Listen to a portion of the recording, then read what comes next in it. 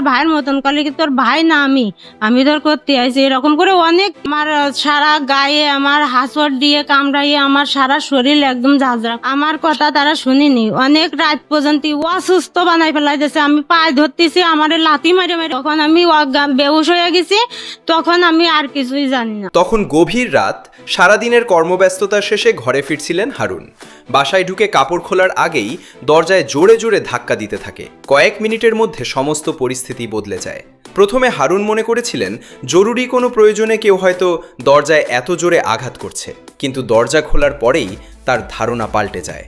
একদল লোক অনুমতি ছাড়াই ঘরের মধ্যে প্রবেশ করে যায়। পরে আমি বলছি কি যে ভাইয়া আমারে ছাড়িয়ে দেন। আর যখন আমি বেহুশ হয়ে গেছি তখন আমি আর কিছুই জানি না। এ দেখেন চোখের কোনায় এখনো দাগ আছে, অথচ 3-4 দিন আগের কথা, তারপরেও এখনো দাগ রয়েছে। এই পাশে মারছিল, আমার গলায় দেখেন অনেক দাগ, প্রচুর দাগ ছিল আমার গলায়।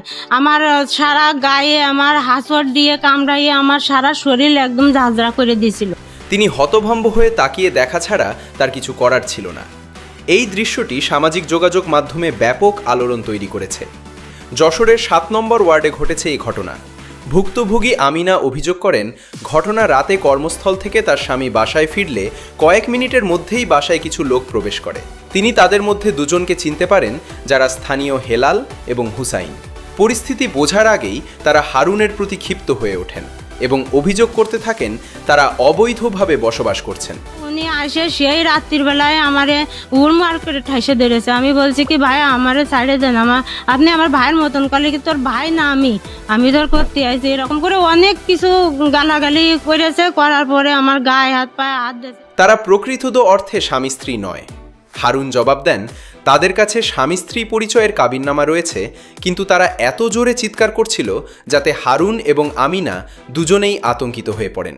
গৃহবধূ আমিনা অভিযোগ করেন, তাদের দুজনকে আলাদা আলাদা রুমে নিয়ে শারীরিকভাবে হেনস্থা এবং অপমানজনক আচরণ করা হয়। অন্যদিকে তার স্বামীকে মারধর করা হয় বলেও আমিনা অভিযোগ করে। এক পর্যায়ে পরিস্থিতি আরও খারাপ পর্যায়ে গেলে তারা 40,000 টাকা দাবি করেন বলে আমিনা জানান। আসার পরে এবার আমি তাড়াতাড়ি করে সেই কাবিননামা হাতে দিছি। দেওয়ার পরে আমার আইডি কার্ড দেখলো, আর এর আইডি কার্ড দেখলো যে কাবিন ঠিক আছে কিনা। এবার সব ঠিক আছে, ঠিক থাকা সত্ত্বেও এবারে আছে আমার চুল ধরে নিয়ে আমার কথা তারা শুনিনি। অনেক রাত পর্যন্ত ওইভাবে অসুস্থ বানাই ফেলাই দিচ্ছে। আমি পায়ে ধরতেছি, আমার লাথি মেরে মেরে ফেলাই দিচ্ছে, আমার মুখে পর্যন্ত লাথি মেরে ফেলাই দিচ্ছে। আমার কথাটা কেউ শুনলো না। তারপরে আমি ওদের বলছি কি আমার ভাই হন, আপনারা আমরা ছাড়িয়ে দেন, আমরা কি অপরাধ করেছি। আমি ওদের পায়ে পর্যন্ত জড়াই ধরেছি। তখন বললো কি, আমি বলছি কি আপনি আমার ভাইয়ের মতন, তখন কি তোর ভাই না আমি তোর ভাই। তারা ঘরের মধ্যে তল্লাশি শুরু করেন, আসবাবপত্র, স্বর্ণালংকার ইত্যাদি খুঁজতে থাকেন। ঘরে 13,000 টাকা পুরোটাই তারা নিয়ে নেন বলে অভিযোগ করেন আমিনা।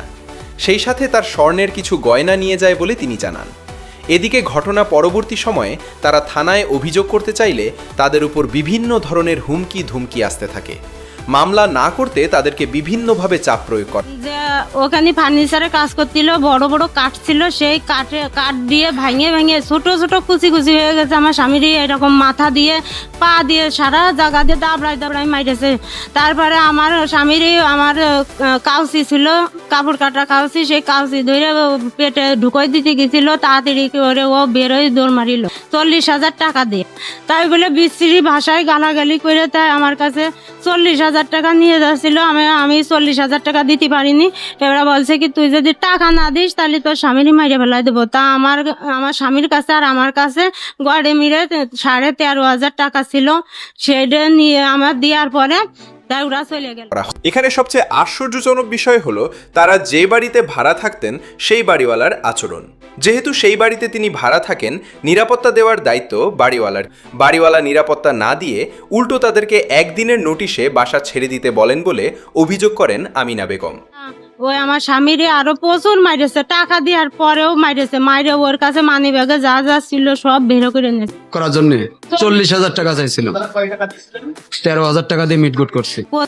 ছেলে আছে নিয়ে আয় যে খিরা তোকে বিচার করে আর খিরা তোকে ঠেকায়, এরকম করে অনেক বিশ্রী ভাষায় গালা। পরবর্তীতে সাংবাদিকরা এ বিষয়ে নিউজ করলে এবং সোশ্যাল মিডিয়াতে ভিডিওটি ভাইরাল হলে শেষ পর্যন্ত কোতোয়ালি থানায় অভিযোগ দায়ের করা হয়। এই ঘটনাটি ব্যাপক আলোচনা সমালোচনার জন্ম দিয়েছে। স্থানীয়রা বলছেন, ঘরের মধ্যে যদি একটি মানুষ নিরাপদ না হয় তাহলে মানুষের নিরাপত্তা কোথায়? এ বিষয়ে সচেতন মহল জানিয়েছেন, দ্রুততম সময়ের মধ্যে আসামি গ্রেফতার করে তাদেরকে আইন অনুযায়ী বিচার করা উচিত। একই সাথে বাড়িওয়ালার বিরুদ্ধে তারা অভিযোগ দায়ের করেন। বাড়িওয়ালা তাদেরকে নিরাপত্তা না দিয়ে বরং যারা অন্যায় করল তাদের পক্ষ নিয়েছেন বলে তারা অভিযোগ করেন। এলাকাবাসী বাড়িওয়ালার বিচার দাবি করেছেন।